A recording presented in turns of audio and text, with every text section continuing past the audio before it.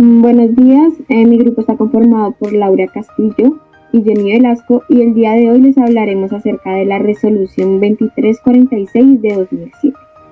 Título 1, que son las disposiciones generales, tenemos como primero el artículo número 1, que es el campo de aplicación.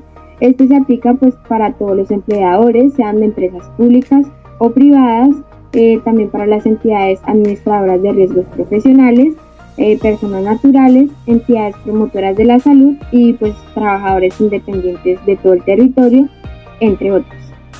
Artículo 2. En él están las definiciones y siglas. E iniciaremos con algunas definiciones. La anamnesis es un interrogatorio que se realiza a la persona en búsqueda de información acerca de datos generales, antecedentes, identificación de síntomas y signos.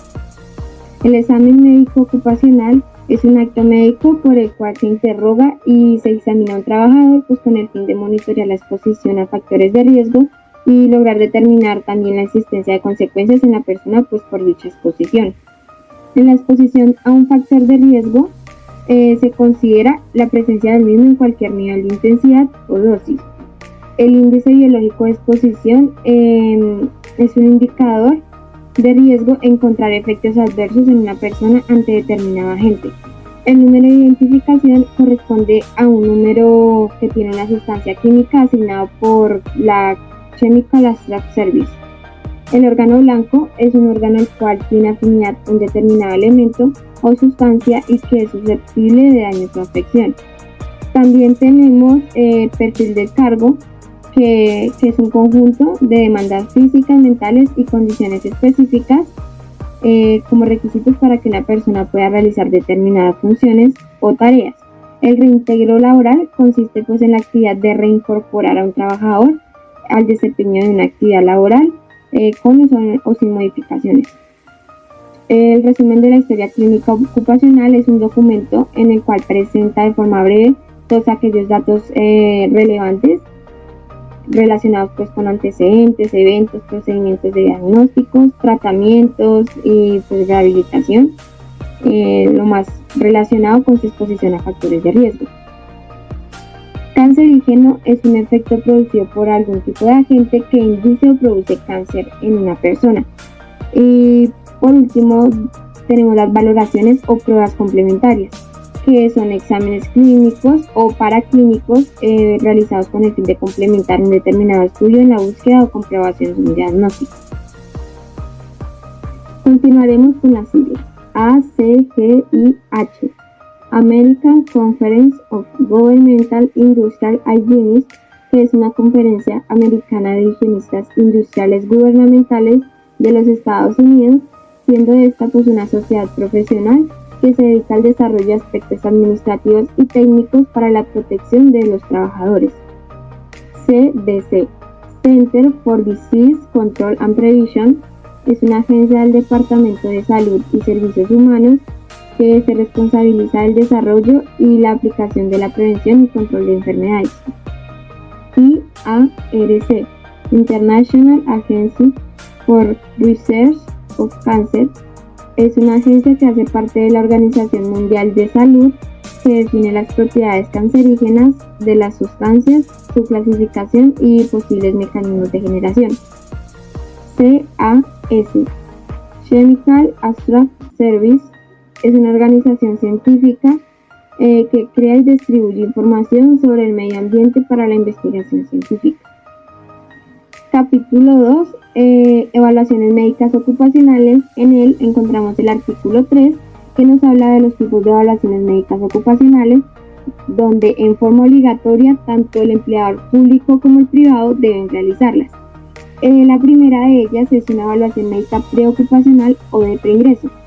La segunda son evaluaciones médicas ocupacionales periódicas que ya están programadas o se hacen por cambios de ocupación. La tercera es una evaluación médica postocupacional o de egreso.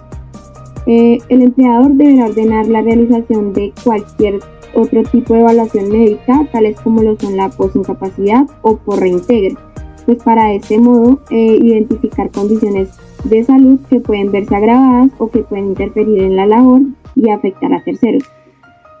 El artículo 4 nos habla de las evaluaciones médicas preocupacionales o de preingreso. Estas son aquellas que se realizan para lograr determinar las condiciones de salud física, mental y social del trabajador antes de su contratación. El objetivo es lograr determinar la aptitud del trabajador para desempeñar en forma eficiente las labores sin perjuicio de su salud o la de sus terceros. Y el empleador tiene la obligación de informar al médico que realice las evaluaciones médicas preocupacionales sobre los perfiles del cargo, describiendo en forma breve sus tareas y el medio en el que desarrollará claramente su labor. Y pues en caso de que se realice contratación correspondiente, pues el empleador deberá adaptar las condiciones de trabajo y medio laboral según las recomendaciones sugeridas pues en el reporte o certificado de alguna evaluación médica preocupacional. Seguimos con las evaluaciones médicas ocupacionales periódicas. Estas se clasifican en programadas y por cambio de ocupación. Las periódicas programadas se realizan con el fin de monitorear la exposición a factores de riesgos e identificar en forma precoz posibles alteraciones temporales permanentes o agravadas del estado de salud del trabajador, ocasionadas por la labor o por la exposición al medio ambiente de trabajo. Asimismo, para detectar enfermedades de origen común con el fin de establecer un manejo preventivo. Dichas evaluaciones deben ser realizadas de acuerdo con el tipo de magnitud y frecuencia de exposición a cada factor de riesgo, así como el estado de salud del trabajador. Las evaluaciones médicas por cambios de ocupación son aquellas en donde el empleador tiene la responsabilidad de realizar evaluaciones médicas al trabajador cada vez que este cambio de ocupación implique el cambio del medio ambiente laboral, de funciones, tareas o exposición a nuevos o mayores factores de riesgo, en lo que se detecte un incremento de su magnitud, de intensidad o de frecuencia. Su objetivo es garantizar que el trabajador se mantenga en condiciones de salud física, mental y social acorde a los requerimientos de las nuevas tareas y sin que las nuevas condiciones de exposición afecten la salud. Recordemos que los antecedentes que se registren en las evaluaciones médicas periódicas deberán actualizarse a la fecha de la evaluación correspondiente y se revisarán comparativamente cada vez que se realice este tipo de evaluaciones. Seguimos con las evaluaciones médicas ocupacionales de egreso, aquellas en las que se deben realizar al trabajador cuando se termina la relación laboral. Su objetivo es valorar y registrar las condiciones de salud en las que el trabajador se retira de las tareas o funciones asignadas. El empleador deberá informar al trabajador sobre el trámite para la realización de la evaluación médica ocupacional de egreso.